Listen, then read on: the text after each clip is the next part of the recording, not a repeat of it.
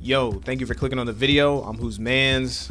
I just like football. I'm here to teach you the X's and O's of the game. I'm not here to teach you the glitches and the exploits and things like that. Not that there's anything wrong with that. If you guys are new, go ahead, hit the subscribe button and the bell so you never miss an upload. And let's get into it. Yo, what's good?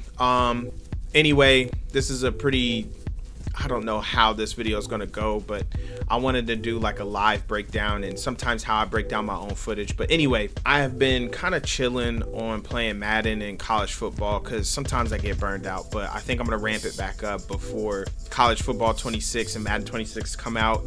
I may go over some of the stuff that, you know, is popping up in the news feeds. I'm not on social media. I deleted all of it. So any of that stuff sometimes I don't be seeing, but I'm gonna just get into it. So couple of things to start off with, man. I see some people, they be choosing their defensive plays before the offense comes out. You got to understand what your opponent's coming out in, right? So I see here that he's coming out in shotgun, spread, double, flex. 3 wide receivers, 1 running back, 1 tight end. I don't need to come out in dollar or dime. I really don't. I don't. It's the first quarter. The playbook is wide open. I start off in the 4-2-5. I'm going to come out in a quarters concept because I just kind of want to see what my opponent's doing. So I'm going to come out in quarters. I don't always come out in quarters, but you see this is a very even spread or formation, I should say. And a couple of things to go over really quickly. We kind of understand he is not going deep. He's looking for 2 to go outside. If 2 doesn't go outside, he'll kind of help. Number 1 is looking, does 1 go vertical? If not, then he's going to look to 2. If 2 goes vertical, same thing. This is a 2-to-1 read. Similar. If 1 doesn't go vertical, he looks to 2, yada yada. My whole goal is to basically look at number 3 right here. If 3 goes vertical, I need to take 3. If the running back goes straight to the flat and he goes across the middle, now I need to look at him because he becomes a new number 3, and so on. So I usually kind of, when I'm looking at this and I'm, a spread like this, I stay on this side of the field. I'm not looking at any other wide receivers. I'm not looking at anybody else. I look strictly at what this running back does. And you're going to see that I have to. All right. If I start peeking, that running back is wide open down the field. But quarters is great for high-low reads. This slot phase halfback seam is a really good play, especially if you know that your opponent really likes to play drop zone coverage. Flat defenders will have to choose, do I want to ride up the field with the slot fade or do I want to stay low with the hitch? And you just basically make that flat defender wrong. But because I was running match coverage, I know that both are covered on this case. A couple of things that you need to understand is like, what kind of routes are they throwing out? Obviously, it's not always going to look like this. They may put a slant or a post or whatever in there somewhere. But if you notice, like, okay, he's high-lowing me on the outside a lot. Maybe I need to start playing some match coverage. If they stop doing that, if they're not really trying to high-low anyone on the field, then spot drop coverage might be your thing. You guys see it. It's 4th and 11. He is on the 30. It's just a Madden thing. People want to go for it all the time. Take your 3. Just take your 3. I can let you guys know that he is dinked and dunked all the way down the field. You can already see it is, or like a couple seconds into the second quarter. So he has taken up the entire first quarter to get to the 30. He has dinked and dunked his way all the way down the field. If you are on offense and you have not been picking up chunk plays, you didn't score quickly, something like that, right? There is some sort of resistance in the offensive game plan, and you get to this point, take your 3.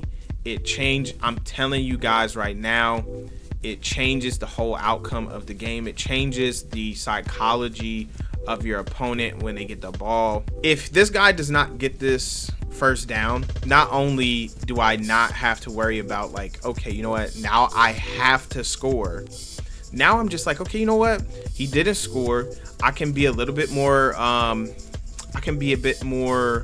cautious. I can think a little bit more about my game plan, and just make sure that I at the very least get points on the board. Okay, I guess some people are just like, yeah, but you're not gonna win. Man, kickers are on the team for a reason. You got kickers and punters on the team for a reason. Use them. I'm not an analytics dude. Yes, I'm a nerd, but I'm not an analytics dude. I go strictly off field, man. Like, if I'm really doing it offensively, then I'ma just, I'll go for it maybe, but I'm not doing it my first possession. So I'm gonna show. There's 2 times my opponent does this. 2 times, and I'm telling you, I really think it changes the whole outcome of the game. So he goes empty strong slots. It's 4th and 11. Mind you, he hasn't picked up 10 plus yards at all this entire drive. He has dinked and dunked his whole way down the field. And here, yes, I'll come out in dollar. Sometimes I won't even come out in dollar. Sometimes I want to send some pressure, but he wasn't doing the greatest job. I accidentally switched on to Cameron Hayward. I don't like putting my defensive lineman in coverage, but I mean, look at that.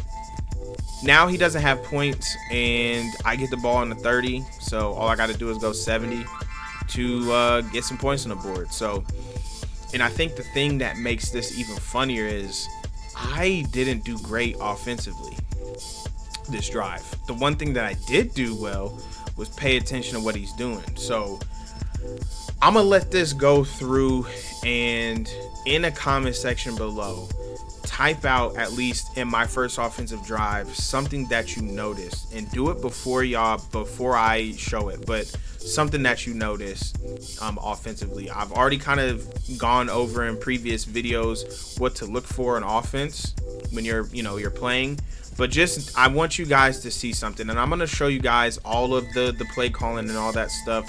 This is stuff that I look at all the time, right?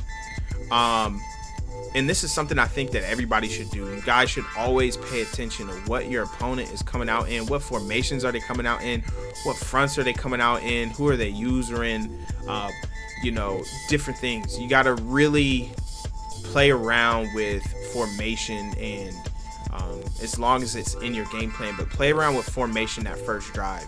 You got to understand your opponent's tendencies. What do they like doing? You see right here, he's pinching the line, things like that. I wish I threw this ball, mind you, in this, but when he pinched like that, I was like, okay, well, this gap is great. It's just, man, the Cowboys defensive line really held up. So second play in, y'all see what's going on here. I wanted to come out with something a little different, come out and spread. I want to spread this out. I just want to see how he reacts to this. And, I haven't run anything crazy, but it's 2nd and 10. I just want to see how he approaches this. I have something that attacks a single high and a double high. And honestly, I was mad late on this read. But it's right here. I'm telling you guys, it's right here where I noticed, like, okay, you know what? I see what this dude is doing every single play. And this is how I go about making my play calls. Now, before I let this play go, what was it that you guys noticed about this so far? Throw it in the comment section below. And you guys will know whether you're right or wrong after I play this, but it is so important to pay attention to what your opponent is doing. This dude did the same thing every single play. Every single play, he did the same thing. And he's going to end up paying for it. So you see I come out in 4 verts. You guys know what I do. And look, guys, you saw what the safety did. He moved. That's all I was looking for. Is like, okay, which one of the safeties is rolling down? That's all I'm looking for. Whichever safety is rolling down, I'm attacking. Now, when I come out and spread, by the way, there is a way to get 4 receivers in this spread. Look, I believe I was in the Washington Commanders playbook. There's a way to get 4 receivers. So I have Roman Wilson and Calvin Austin in the slot right now. The reason I do that is in the air raid, you want your really quick, fast, shifty guys in the slot, your playmakers. And and you want your deep threats on the outside. Like I said, I was looking for which one of these safeties is rolling. If it was the other way around, if this safety went this way, I would have thrown it up to Roman Wilson here, and I know I would have got a touchdown. But boom, we bomb him over top. The linebacker's not keeping up with Calvin Austin. That's a touchdown. So guys, pay attention. My opponent ran cover 3 sky every single play from a 2-high shell. Second possession that my opponent has, you guys can see it. Second quarter, 57 seconds left. I have 2 timeouts. It's 4th and 12. He's on the 47. He cannot make it. He might be able to make a field goal from here. That would be a 63 or 64-ish yard field goal. I know, I think his name's Aubrey, whatever. He can, I want to say he made a 66 yarder this year. He might be able to make it from here. However, obviously my opponent doesn't think he can kick this field goal. There's value in punting the ball. I don't know how many times I've punted the ball, got it down on the 5, and caused my opponent to not be able to call what he wants to on defense, or I mean offense. Personally, I would have punted this ball and tried to get it as close to the goal line as possible. You know, even if it's a touchback, that means I got to go 80 yards to get a touchdown, and possibly, like, I don't know, 50, 60 yards to get a, you know, serviceable field goal. So if he does not get this, and just say it's a complete, you know, incomplete pass, all I need is 20 yards instead of 50, 60. All I need is 20 yards to get 3 points. And this is where the original 3 came into play, where, you know, it could be 7-3 right now, but, you know, and even if I go up and kick a field goal, I'm still only up 1 possession, right? However, if he doesn't get this and I kick a field goal, I'm up 2 possessions instead of only being up 1 possession. Sometimes that'd be the biggest main reason why some people lose, man, because they just get too greedy, and, you know, the 1 possession turns to 2, and then sometimes that's how just things just snowball, man. So he comes out in this empty quads. I know he needs to get deep. I'm going to play Tampa 2. Now, one little adjustment is, you see how Fitzpatrick plays on the hash. I wish that they would play him closer to the numbers.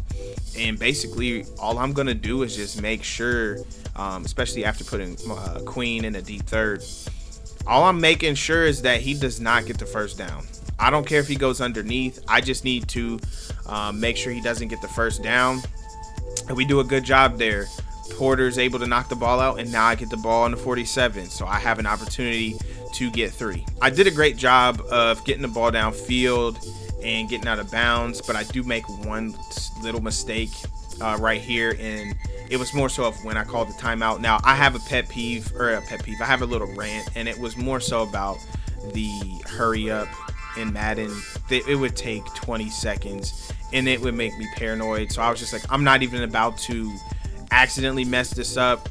I called a timeout, and I was just like, I'm just going to kick my 3. Now, what I wish I could have done, which, you know, is what I do in college football, is, you know, right there, I would have liked to spike the ball, and I would have one more attempt at throwing the ball into the end zone if need be. And then try to kick my field goal if that doesn't work. However, like I said, man, Madden be rolling 20 seconds off if I only go 1 yard. So I was like, I'm just not taking a chance. What I should have done was just let the clock drip until 3 seconds and then kick it, and not risk, you know, giving up a kick return. But, man, I'm just saying, I could be up 10-3 right now, and it's a 1 possession game. Instead, I'm up 10-0, and I'm getting the ball back after half. So I'm up 2 possessions, and I get the ball back. My opponent is in just a really bad position, all because he didn't take 3 the first time, you know. And he didn't switch it up. You know, I'm just saying, you guys cannot continue to do the same thing over and over again and expect different results. And right here, hey, that's fine. You want to catch the ball right there, that's fine. I know he wasn't going to get the a touchdown. All right, so this is a play that I really like running. It's the Hank, and it's a different look. But I was being a big idiot. I don't know what I was looking at. I remember the feeling I had on this. He's playing drop zone coverage, and I'm gonna come back to this, but I could have thrown the ball to like 2 different people and I didn't, and I was just being dumb. So we're gonna go back and look at this. He's playing drop zone coverage, and this whole play is to put your flat defender in conflict. Basically, is he gonna stay with the curl and then I can throw it to the flat route, or is he gonna drop down with the flat route and I can go with the curl? And you're gonna see, I'm pretty sure he is in this cover 3 again, this cover 3 sky again, and all I got to do is look at the safeties, and we're gonna look at that. Let's look at the safeties. So you see right there, this safety drops down, this one rolls up. I know right away he is in a deep third. He's not going to play this curl super hard, right? So I have to look at this defender right here. He is sprinting out to the flat. Let's look at this right here. I should have hit square in stride before he even turned around. I should have threw it to square. I had all the time in the world and I didn't do it. And this is where I was just like, what am I doing? I could have also hit circle. I could have hit X. I mean, I had so many people open in this play and I was just being dumb. So I understand sometimes you're gonna just, I don't know, your brain's just gonna shut off for a second, but you know, don't get flustered. Right there I was just like, wow, I was just being dumb. I'm not gonna force a throw. I'm just gonna run and you know, live to see another down. So it's 4th and 1, and you see that beginning of the 4th quarter, I'm up 2 possessions. This is what I'm talking about. Now I'm just like, you know what, I'm gonna be a little bit more aggressive. I'm on the 19. That means he has to go 80 yards. Like, I'm at a certain spot on the field where I'm just pretty comfortable going for it. You know, if I don't get this, I know he still has to go 80, technically 81, but he has to go 80 yards downfield to get this touchdown or a field goal. I mean, he really needs to get a touchdown to catch up, but I'm gonna go for it. Offensively, yeah, I haven't been picking up a ton of yards, but I don't feel bad, and I didn't want to force anything there. I used Justin Fields, pick up my first down. Now, after this, am I going to continue to go for it if I don't get another first down? No. I won this game mainly because I was not greedy. I took what was given, and I just went with the flow of the game. So that's kind of how I think about things. That's like my thought process. I do want to get one live comm game in there. I think it would really help kind of solidify this. But yeah, man, let me know in the comment section below what you guys thought. Like I said, I got the live comm style gameplay coming. I don't know when, but I will have that, and then I'll start going over some Madden 26 and college football 26 stuff as well. But yeah, I'm gonna do this a little bit more. You know, I've gone over the different plays and things like that, so I may next year focus more on the gameplay and less on the explaining stuff, because quarters is gonna be quarters. There's slight differences sometimes each year of like how they have it programmed, but quarters is quarters. When you understand it, you should understand it. So if you guys ever have questions about quarters and drop zones and all that stuff, I have tons of videos on it that go back for a while. There's tons of creators on this platform that really do a really good job of it. I mean, you can go back and see some older stuff. NY Kia, Deuce Close, Geronimo, Zando. I mean, you guys hear me talk about him all the time, but like, guys, there's so many different things. Match quarters, there's so many different things that you can, there's so many different channels you can go find. There's different books, man. I got books in this bookcase back here with stuff. Go do some research, man. I'm telling you, it helps. It translates in this game. I know a lot of people be like, man, that real life stuff don't work in here. The sim stuff don't work in here. It does. It works in real life. It's, real life ain't a complete one-to-one in Madden, but it's close enough. Ain't nobody here smarter than Bill Belichick, and I'm just throwing in Kirk Ferentz, man. Like, some of y'all might clown him, but he know more than I'm just saying. So but anyway, Thank you for watching the video. I'm rambling. Thank you for watching the video. If you have any questions or anything like that, throw them in the comment section below. Stay tuned. I got another video where I'm just gonna do a live com, and then we're gonna start preparing for Madden in College 2026. I'll see you guys next time. Remember, give it to God. Peace.